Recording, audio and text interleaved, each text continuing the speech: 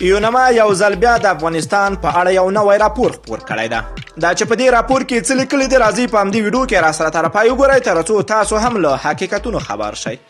د سلام په وړاندې کولو سره که چیرته زموږ یوټیوب چینل ته نوي راغلي ناول زموږ یوټیوب چینل سبسکرایب کړئ او وړوکی ورسره د بیل نشان ووهئ تر څو زموږ ویډیوګانې ستاسو لاسته زره تر زره در ورسیږي.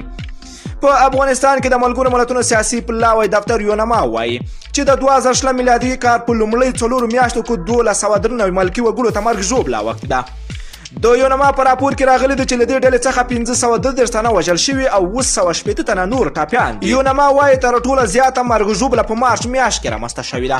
په دغه موده کې 150 ماشومان او 80 تنه ښځې هم وژل شوي او 108 نورې ښځې ټپیانې شوي دي. یونما یو ځل بیا په ملکي تلفاتو کې تر ټولو زیات ګرم طالبان بللي دي او د یاد ملکي تلفاتو 9 طالبانو 14 داعش خراسان څانګې او پاتې نورې د دولت ضد ناپېژندل شوي عناصرو ته منسوب کړي دي.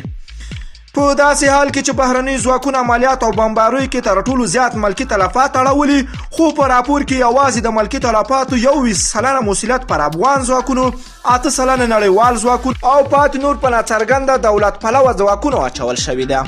په راپور کې راغلي چې په یاده موده کې 193 ملکي وګړي د دولت پلوه ځواکونو لخوا وژل شوي او 214 نور ټپیان شوي چې په دې سره 2 سلنې ملکي تلفاتو لامل بلل کیږي. طالبانو ډیر کله د ملکي تلفاتو اړوند یونما ورته ډول راپورونه رد کړي او دا یو اړخیزه بللې چې په وینا د بهرنیو ځواکونو له لوري ملکیانو ته د تلفاتو ریښتونی ارقام نه خپروي. دوستانو دغه یونما چې کوم راپور خپور کړی د څه نظر لرئ ورته راځئ خواږه نظرونه په کمنټ کې راسره ولیکئ. که چیرته مو ویډیو خوښه شوه حتما لایک او شیر کړئ. که غواړئ له همداسې تازه او دقیقو معلوماتو خبر شئ دا پښتو نیوز چینل حتما در سره سبسکرایب کړئ. نور مو په پاک رب سپارم. الله مو مل شه خو وخت درته غواړم.